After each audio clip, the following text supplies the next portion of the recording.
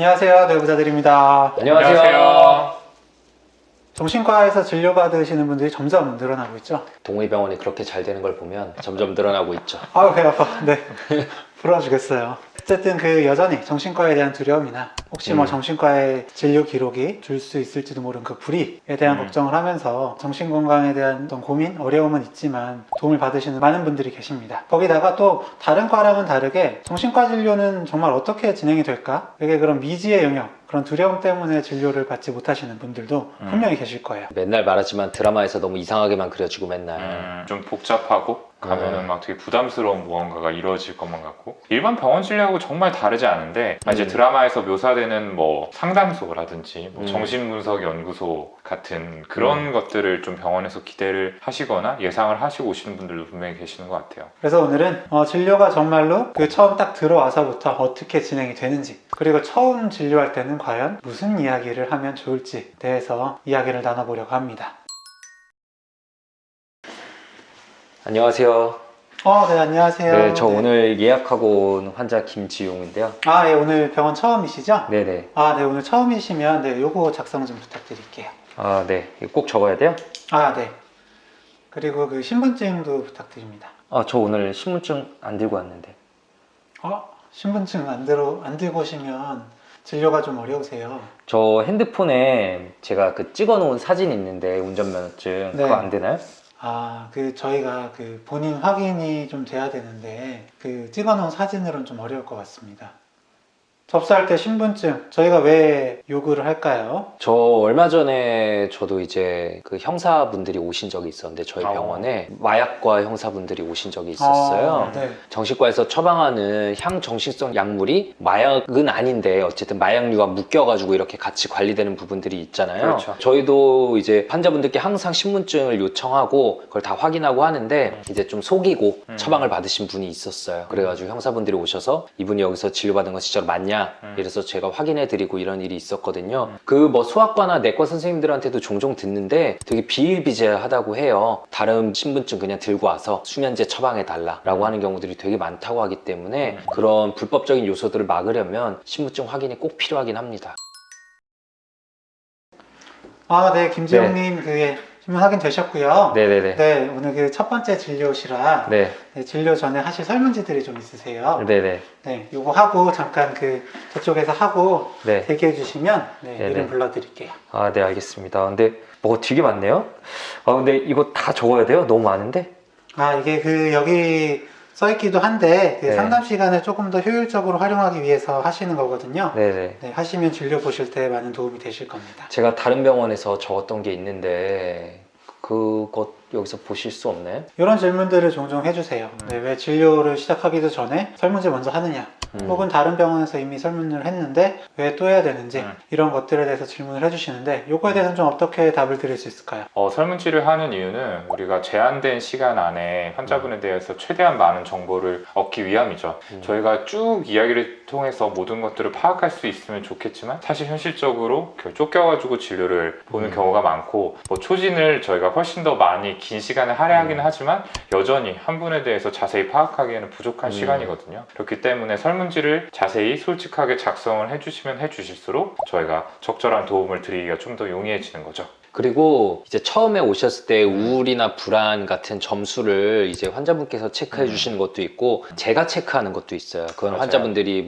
보시는 건 아니지만 제가 체크하는 것도 있는데 그거를 이제 저 같은 경우는 이제 월 단위로 나중에 길어지면 두세 달 만에 한 번 이렇게 하긴 하는데 이제 진짜로 치료에 객관적인 호전이 있는지 볼 수 있는 요소가 되는 거죠. 가끔 환자분들께서 진짜 두세 달 다녔는데 똑같다, 하나도 안 좋아졌다 라고 하실 때 그럴 때 그럼 뭘 보면 좋냐, 처음에 적었던 설문지 점수와 최근에 적은 설문지 점수 비교해보면 그래도 변화 있는 경우들이 많거든요. 혹은 정말 변화가 없는 경우도 있어요. 근데 제가 체크하는 거엔 또 변화가 있는 경우들이 있죠. 그러면은 이런 차이가 왜 벌어졌는지 그걸 가지고 환자분의 특성을 또 알아볼 수 있는 도구로 사용할 수도 있고요. 그리고 이제 병원에 따라서 처음에 설문지 설문지를 하는 병원이 있고 뭐 진료 중간이나 끝나고 설문을 하는 병원이 있을 텐데 요거는 뭐 장단점이 있는 것 같아요. 저도 이제 뭐 두 가지 방법 다 써봤었는데 근데 중간에 이제 뭐 술 문제가 있으시면 술 관련 설문지를 좀 더 해본다든지 집중력 문제가 있으면 뭐 ADHD 설문지 혹은 뭐 강박 증상 있으면 뭐 강박장애 관련 그쵸. 설문지를 이제 추가로도 하는 경우들이 있는데 근데 어쨌든 그렇게 하게 되면 좀 진료 상담의 연속성이 좀 떨어지는 것 같아요. 한창 좀 이입해서 이야기를 나누는 도중에 설문을 하자 그러면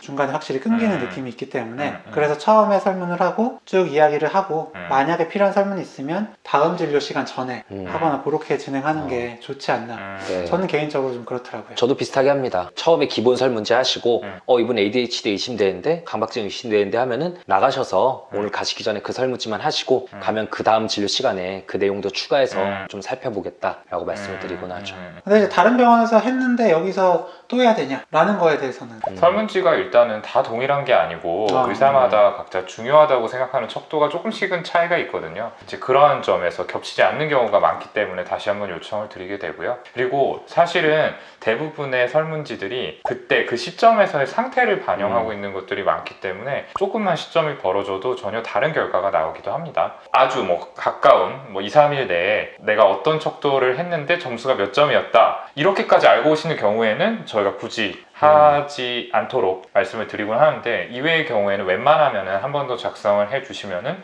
저희가 조금 더 상태를 잘 파악할 수 있다 이렇게 설득을 해서 진행을 하게 되는 거죠. 다른 과에서도 뭐 엑스레이를 하든 뭐 피검사를 하든 했는데 다른 병원 가면 또 하게 되잖아요. 그때 상태와 지금 상태가 좀 다르기 때문이다. 그렇게 이해하시면 좋겠습니다.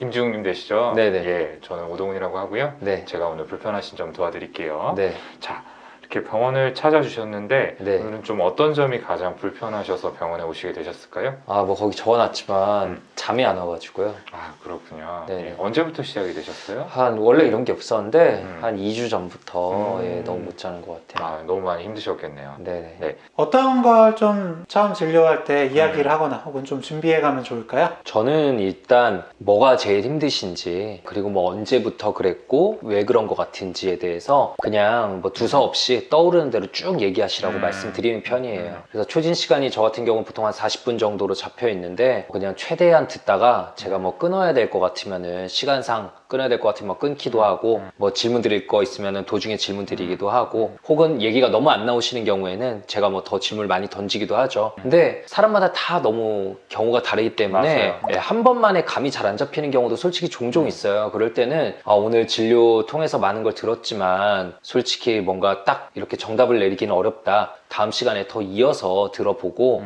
그때 제 느낌을 말씀드리겠다 이렇게 말씀드리는 경우도 있고요. 근데 저는 그러니까 정신과 의사지만 정신과 의사 입장에서도 처음 들러왔을 때 어떤 질문을 드리는지가 되게 궁금하더라고요. 그래서 물어본 적들이 있었어요. 근데 비슷하면서도 조금씩은 다르더라고요. 네. 그러니까 저는 이제 어떻게 오셨어요? 라고 여쭤보거든요. 어떻게 오셨냐 여쭤보면 뭐가 힘들어서 오셨다.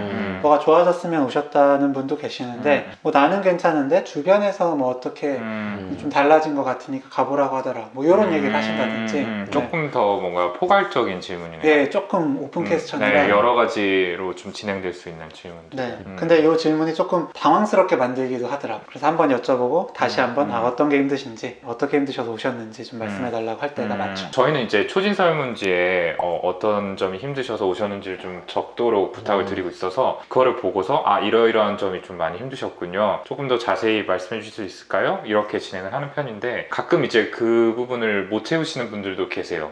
너무 많은 것들이 좀 많이 힘들게 느껴지는 반면에 정리는 잘 안 되고 이러시는 분들이 계시면은 어떤 도움이 필요하셔서 병원에 오시게 되셨는지 어떻게 해서 병원에 올 결심을 하셨는지 이렇게 좀 질문을 드리곤 합니다. 가끔 그 질문은 드려요. 되게 증상이 사실 오래됐고 분명 옛날부터 있어갖고 계속 힘드셨을 텐데 그럼 왜 하필 지금 타이밍에 오시는 그렇죠. 그렇죠. 맞아요. 네, 네, 물어볼 네. 때는 있죠. 최근에 뭐 어떤 계기가 있었냐 맞아요. 이렇게 병원에 올 만큼 이렇게 마음이 더 힘들어지실 만한 뭐 이런 식으로 물어보는 경우도 있고요. 또 아무래도 마지막에 좀 여쭤보게 되는 거는 치료를 통해서 기대하는 거는 어떠신 건지 혹은 이 병원에 진료에 기대하는 거는 어떤 형태의 진료인지 뭐 상담 위주인지 아니면은 약물 치료 위주인지 뭐 잠이라도 잘 잤으면 좋겠다는지 뭐 이런 것들에 대해서도 좀 물어보기는 해요. 그래서 저는 그 피부과 진료, 그러니까 다른 과 진료에 좀 빗대서 설명을 많이 드리는 편이에요.